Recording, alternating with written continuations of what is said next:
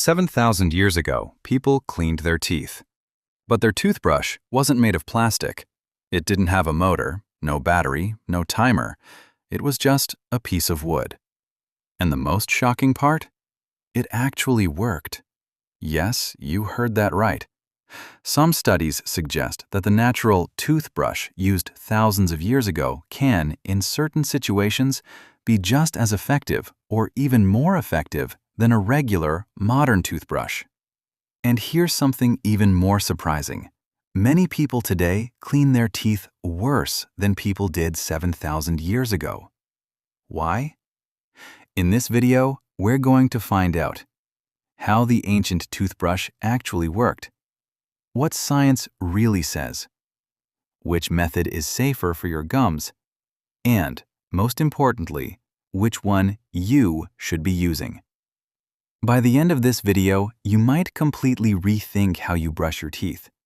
Tooth decay is still one of the most common diseases in the world. Gingivitis, gum recession, bleeding gums. And yet, we live in the age of technology. We have electric toothbrushes, expensive toothpaste, pressure sensors, smart tracking apps. So why are dental problems still everywhere? Because most people brush for less than 2 minutes, use too much pressure, damage their gums, never clean their tongue, rarely use floss. An expensive toothbrush does not equal effective cleaning. The problem is not the tool. The problem is technique and consistency. If we don't disrupt the bacterial layer called biofilm every single day, it hardens into tartar. And once that happens, brushing alone isn't enough. So here's the uncomfortable question. Have we relied too much on technology and forgotten the basics? Now let's go back 7,000 years. Ancient civilizations, Egyptians, Babylonians, and later the Arab world, used something called a chewing stick. Today, many people know it as miswak. And this wasn't just a random stick. It was taken from specific trees, most commonly Salvadora persica. Here's how it worked. You chew one end. It separates into soft, natural fibers. Those fibers act like bristles, and you brush. Simple, but not primitive, because this wood contains natural antibacterial compounds. Some varieties contain fluoride-like components. Some reduce bacterial growth. Some even soothe the gums. So this wasn't just mechanical cleaning. It was mechanical plus chemical. And here's something important. This method didn't disappear. Even today, in several Muslim-majority countries, including Saudi Arabia, Pakistan, Egypt, and others, miswak is still widely used. For many, it's not only a hygiene tool, but also part of religious tradition. In Islamic culture, miswak has been historically recommended as part of daily cleanliness. But beyond religion, there's something more powerful. It survived for thousands of years. And methods don't survive that long without working. But here's the real question. Does science support it? When we talk about effectiveness, the main factor is plaque removal. Several studies have compared miswak users with regular toothbrush users. And the results? In many cases, plaque levels were similar, sometimes even lower among proper miswak users. Why? Because the fibers are soft but flexible. They adapt to the tooth surface. They're less aggressive on gum tissue. And the natural plant compounds have antibacterial properties. But here's the critical part. There is no universal standard. Every miswak stick is different. Every person applies different pressure. Technique varies. And it may not always reach deep interproximal areas between teeth. So it's not magic. But under proper use, in some situations, it can be just as effective as a standard manual toothbrush. That's not opinion. That's data. Now, let's talk about modern tools. Manual brushes, oscillating electric brushes, sonic technology. Marketing promises: 10 times better cleaning, 99% plaque removal, healthier gums in 2 weeks. And yes, electric toothbrushes do have advantages. They provide consistent motion. They reduce user error. They often include pressure sensors and timers. That's powerful. But here's the reality.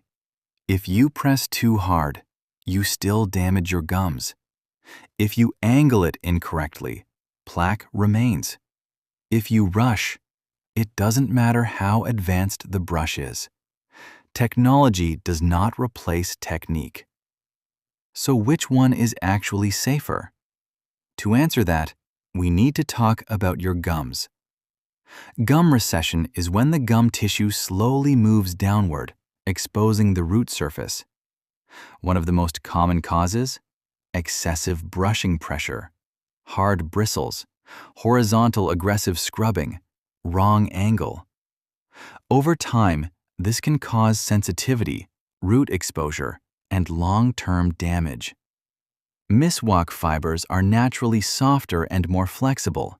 In some cases, this means less trauma to the gums. But again, technique matters more than the tool. Because even a soft brush can cause damage if used aggressively. Let's break it down clearly. Plaque removal. Both can work effectively. Gum safety depends on pressure and technique. Convenience. Electric is easier. Cost. Miswak is cheaper. Accessibility. Both widely available in many regions.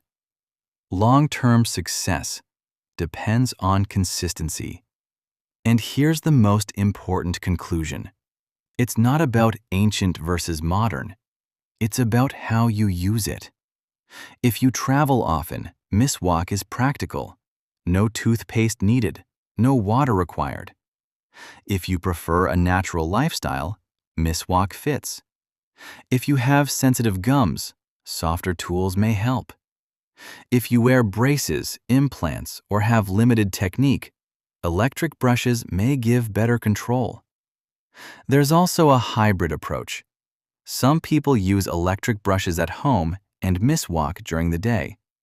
There is no single universal answer. The best tool is the one you use correctly every day. This is where most people fail. 45-degree angle toward the gum line. Gentle pressure, not aggressive. 2 full minutes. Divide your mouth into quadrants. Clean your tongue. Use floss daily. Replace brushes every 3 months. And remember, if you ignore these basics, even the most expensive toothbrush won't save you. Natural does not automatically mean safe. Miswak must be stored clean and dry. It should not be shared. It must be trimmed regularly to expose fresh fibers. If you already have advanced gum disease, consult a dentist before changing methods. Balance matters. People 7,000 years ago were not primitive. They observed nature. They experimented. They passed down what worked. Today we have technology, but technology is only a tool. Consistency, technique, awareness. That's what truly protects your teeth. The ancient toothbrush worked, but it will never work instead of you. So now I'm curious, which one would you choose? Modern electric or ancient miswak? Tell me in the comments.